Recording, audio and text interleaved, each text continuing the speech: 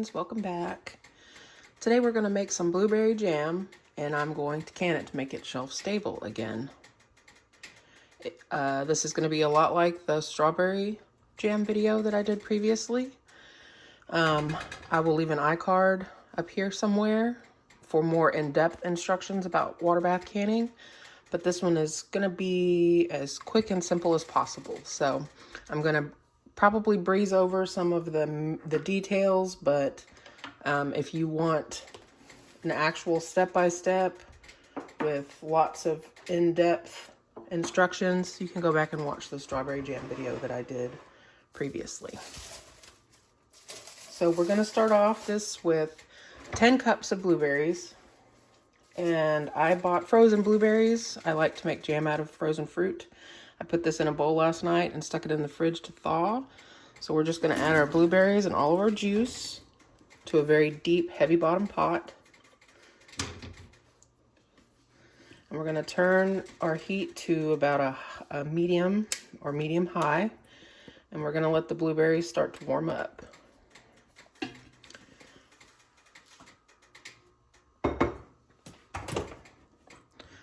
Again, I'm having to use a small burner on my stove because my stove is pretty small and it's not big enough for my water bath canner and my pot.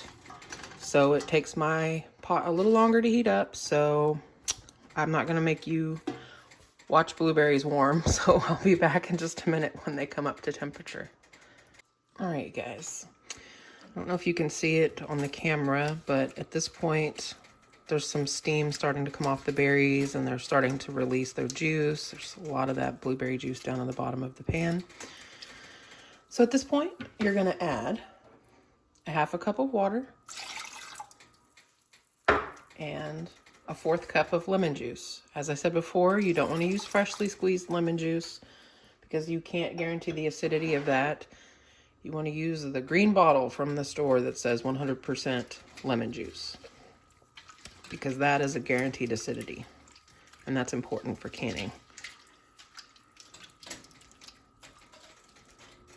Give it a good mix, and then I'm going to take my potato masher and just start pressing the berries. If you hear the ticking sound, that's my oven, my stove top. I don't know why it does that. I guess it's the coil heating up. It is very noisy, so I apologize. I'm not going to smash these guys to death because I like my jam to have texture, but I am going to try to smush some of the juice out of them. But, you know, if you want smooth jam, take your immersion blender to it if you want. The texture is completely up to you.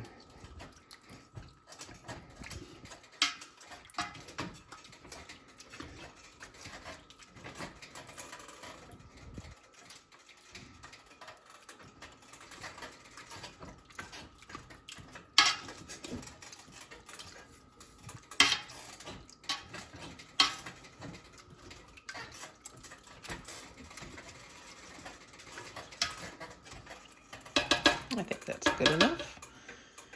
And I'm just going to continue to let these cook a little bit. And when they've released just a little bit more juice, we're going to move on to the next step. You can see that the berries have released quite a bit of juice. And they're starting to break down. So we're going to go ahead and add our pectin and our sugar. This is 8 tablespoons of powdered pectin. I use the Hoosier Hill brand, but it doesn't matter. Use whatever you like. I use Hoosier Hill because I can buy it in bulk. I'm going to give that a little bit of a stir. Try to get any lumps out.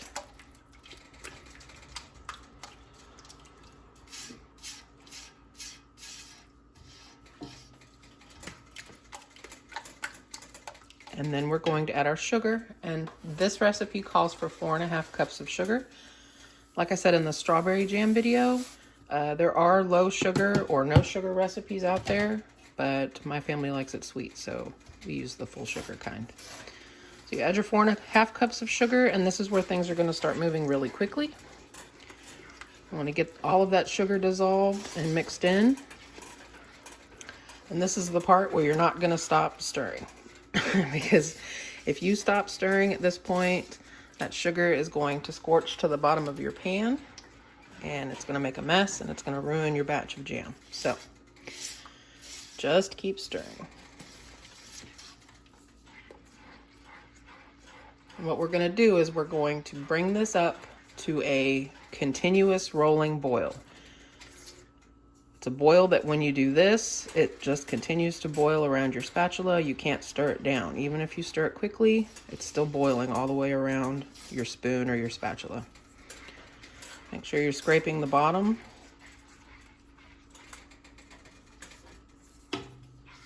And just keep going until you reach a rolling boil. We've reached a rolling boil. It's only been a couple of minutes.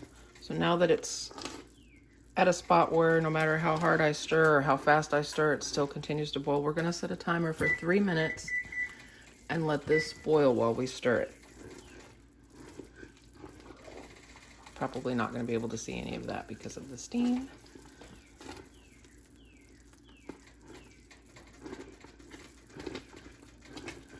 Definitely don't slack on the stirring at this point so you don't burn your jam.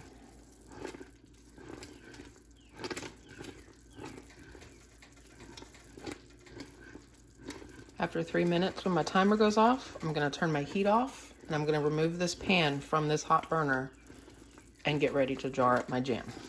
So I'll see you back when I'm all set up for that. Okay, friends. So while I was making the jam, I had all of my jars in my water bath canner warming up. You don't want to put hot jam into a cold jar. That's how you crack your jars. I always fill my canner up, even if I don't think I'm going to use all of the jars, so that my jars don't rattle around. I'll only take out and fill the ones that I need, and I'll leave the empties in there so that my jars are secure when I'm running the water bath. So I'm just going to do one jar at a time, just like last time. Funnel. We're going to put our hot jam into our nice hot jar, and we're going to fill it to about a 1/4 inch headspace. You can use your measuring tool. I just fill it to the middle ring on the rim. Now supposedly this recipe will do 11 half pints or 5 pints and 1/2 pint. No two batches of jam are the same, so we'll just see how much we get out of it today.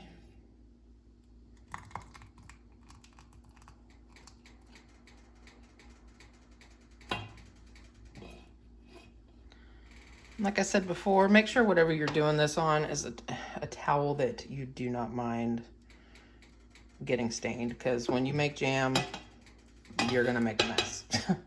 I make a mess every time I've already got jam splattered. So I'm gonna show you one of these, and then I'm gonna move through the rest of these, and I'll just fast forward through it so you don't have to watch it on slow speed. This is vinegar, clean paper towel. We're gonna wipe the rim of our jar. Now, if you were canning green beans or corn or stew or anything else, you would want to debubble this, but because this is liquid, I don't debubble my jam. I've never had any problems, but do as I say, not as I do. Go ahead and debubble it.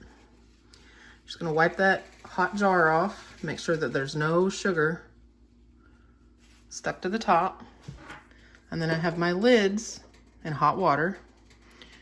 Gonna put a clean lid and a ring, and we're only going to finger tight. When you can twist it with 2 fingers and the jar turns, that is finger tight. And then I'm gonna go ahead and load this into the canner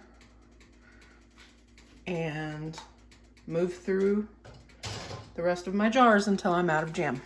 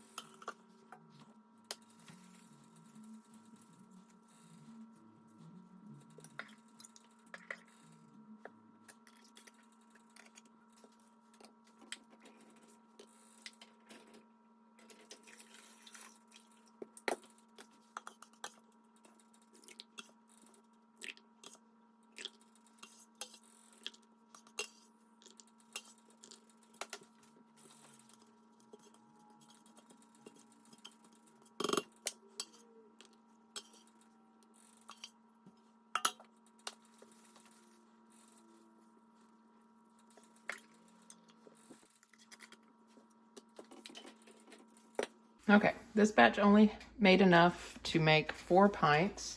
But that's okay, because I have another big bag of blueberries in the freezer. I'll just run another batch when I'm done here. So once you get your jars in there, you see the empties so that my jars don't rattle around and bang into each other. You're gonna crank your heat up to high. You're gonna put the lid on it, and you're gonna do 10 minutes from boiling. That's at 1,000 feet of altitude or less. I'll post a chart in the description again to adjust your canning time for your altitude.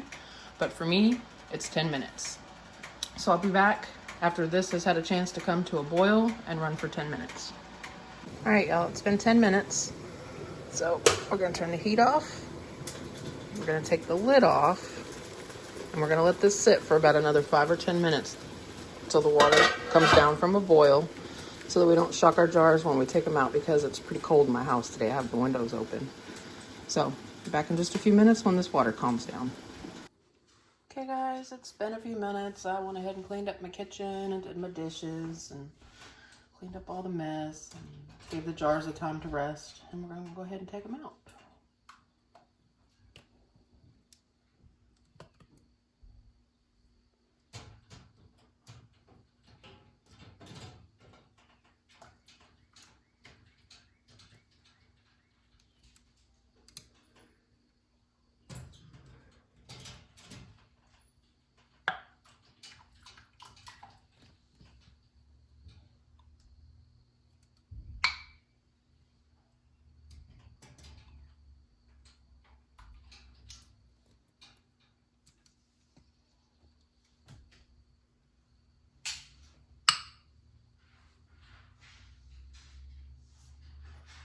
And that's it, y'all.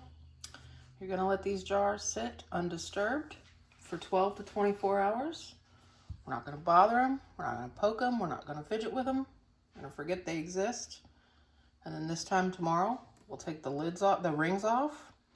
We'll grab them by the top, the lid, give them a shake test to make sure everybody's sealed. We'll check the buttons on the top to make sure everybody's sealed.